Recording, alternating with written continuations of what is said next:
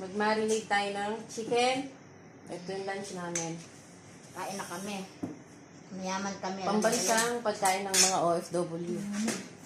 Mayaman kami sa manok. Mayaman kami sa itlog. Puro itlog, puro manok. Lipat na ako bukas. Itlog. May cola kami. Tapos cola pa. Cola, dala pa cute. Tapos yung bigas namin niluto sa rice cooker.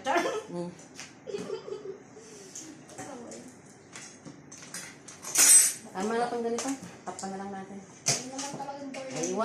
Aywa. Dapat kahit pagod masaya. Uy, dali na yung pagod. Relate na tayo dito. Init. Asan yung isang pagod? Dali na, kain na tayo. Saan pa itatabi yan? Ha? Alin? Bye guys, kain muna kami.